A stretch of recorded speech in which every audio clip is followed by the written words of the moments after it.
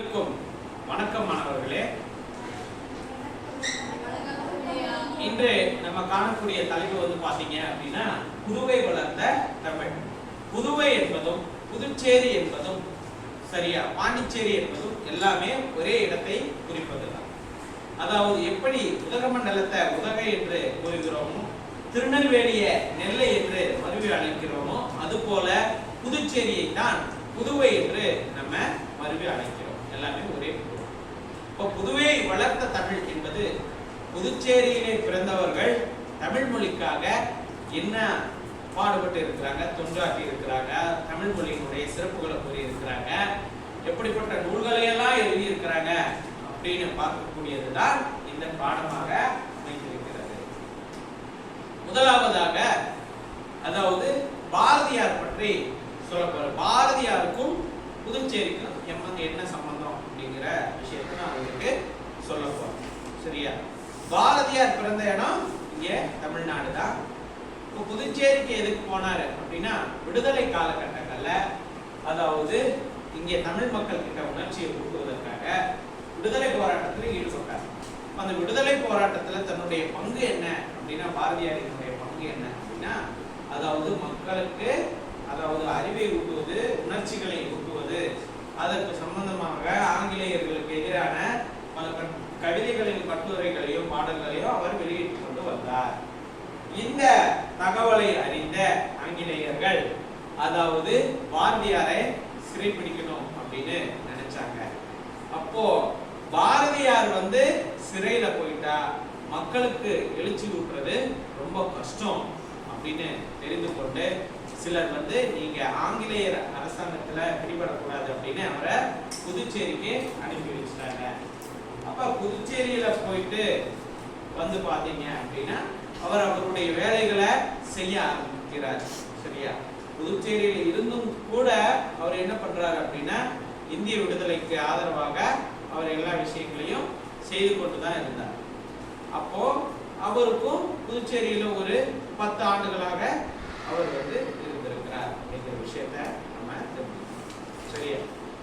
பிறகு இது பாரதியாருக்கும் அதாவது பிறகு அந்த 10 ஆண்டுகள் கழித்து மீண்டும் அவர் தமிழ்நாட்டுக்கு வராரு.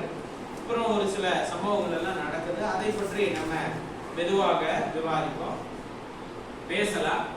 பாரதிதாசன் அவர்கள் புதுச்சேரியிலே பிறந்த கவிஞர். சரியா? பாரதிதாசனினுடைய இயற்பெயர் கனக சுப்புரத்தினம்.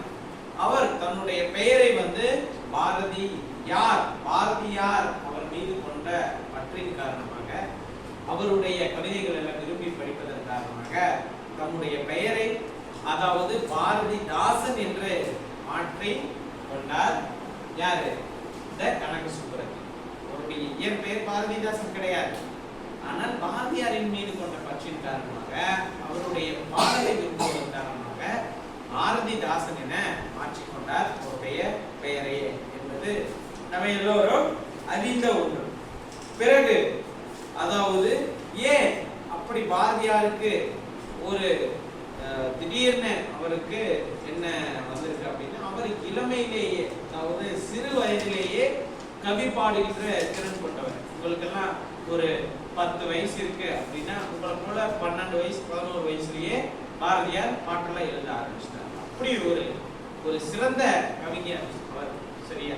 அப்படிப்பட்ட கவிஞரினுடைய கவிதைகள் எல்லாம் இன்றும் நம்ம பார்க்கிறோம், வாசித்து பார்க்கிறோம். அவ்வளவு அருமையாக இருக்கிறது. அந்த சொற்களாகட்டும் பொருளாகட்டும் எல்லாம் அவ்வளவு அற்புதமாக இருக்கு. சரிங்களா? சோ அப்படிப்பட்ட பாரதியாரினுடைய கவிதைகளை வாசித்து நம்முடைய பெயரை அதாவது பாரதிதாசன் என மாற்றிக்கொண்டவர் தான் கனக சுப்புரத்தினம். பிறகு அவரும் பாத்தீங்க அப்படின்னா, பாரதிதாசனும் தமிழ் மொழியை புகழ்ந்து நிறைய பாடல்களை எழுதியிருக்கிறார். தமிழுக்கு அமுது என்று பெயர். அந்த தமிழங்கள் எங்கள் உயிருக்குனே இறுதியான வரிசையில எனது தமிழ் மொழி எங்களுடைய உயிருக்குனே. பிறகு அவர் தமிழ் மொழிக்கு பல பெயர்களை வைத்திருக்கிறார். தமிழுக்கு நிலம் என்று பெயர், தமிழுக்கு மனம் என்று பெயர், தமிழங்கள் உயர்வுக்கு வான் அப்படிங்கிற அந்த பாடல் வரிகளை கேட்டீங்கன்னா தெரியும். அவ்வளவு அற்புதமான பாடலை கொடுத்திருக்கிறார் இந்த பாரதிதாசன். அதன் மட்டும் இல்லாம பலப்பட்ட நூல்களையும் அவர் எழுதியிருக்கிறார். குடும்ப விளக்கு, இருண்ட வீடு, அழகின் சிரிப்பு, பாண்டியன் பரிசு போன்ற எண்ணற்ற நூல்களையும் எழுதியிருக்கிறார். அது மட்டுமல்லாது சரியா, இதெல்லாம் பாரதிதாசன் பெண் விடுதலைக்காக அதாவது போராடியவர், பெண் விடுதலைக்கு ஆதரவாக பேசியவர் சரியா, அதாவது பெண் அடிமைத்தனத்தை விளக்க வேண்டும் என்று நினைத்தவர். இப்படி பல பாடல்களையும் எழுதியிருக்கிறார் பாரதிதாசன்.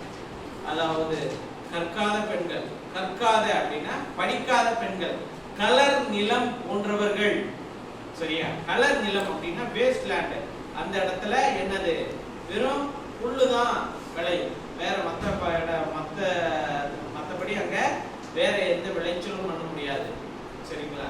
அப்போ அந்த நிலத்தை வைத்துக்கொண்டு விவசாயி ஒண்ணுமே பண்ண முடியாது, வேஸ்ட் லேண்ட் சரிங்களா. இப்போ கற்காத பெண்கள் கலர் நிலம் போன்றவர்கள், அங்கே புல் விளையலாமோ தவிர நல்ல புதல்வர்கள் விளைவதில்லை. அப்போ கற்காத பெண்களே வேஸ்ட், கற்ற பெண்கள் தான் ஒரு சமுதாயத்தையே திருத்தக்கூடியவர்கள், ஒரு சமுதாயத்துக்கே சொல்லி கொடுக்கறவங்க.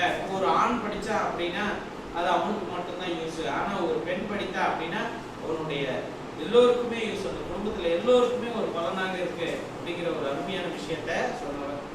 பெண்கள் நன்றாக படிக்க வேண்டும் என்றெல்லாம் சொன்னவர் பாரதிதாசன் அவர். புரியுதுங்களா? அப்போ பாரதிதாசன் இப்படி சமூக நீதிக்காகவும் பெண் விடுதலைக்காகவும் இயற்கையை பற்றியும் எண்ணற்ற கவிதைகளையும் அவர் எழுதியிருக்கிறார். புதுவையில அவர் மட்டும் இல்லாம, அதாவது வாணிதாசன், புதுவை சிவம், திருமுருகன், தமிழ் ஒளி, பிரபஞ்சன், இது போன்ற எண்ணற்ற கவிஞர்கள் வாழ்ந்திருக்கிறார்கள். மாணவர்களே, அடுத்த வகுப்புல உங்களுக்கு புதுவை சிவம், தமிழ் ஒளி, திருமுருகன், பிரபஞ்சன் இவர்களை பற்றிய அவர் என்ன நூல்களை எல்லாம் எழுதியிருக்கிறார், அதன் பிறகு எப்படியெல்லாம் அவர்கள் என்னென்ன விருதுகளை பெற்றிருக்கிறார்கள், எப்படியெல்லாம் தமிழ் மொழியை புகழ் பாடியிருக்கிறார்கள் என்ற விஷயங்களை எல்லாம் நாம் அடுத்த வகுப்பிலே தெரிந்து கொள்ளலாம். நன்றி.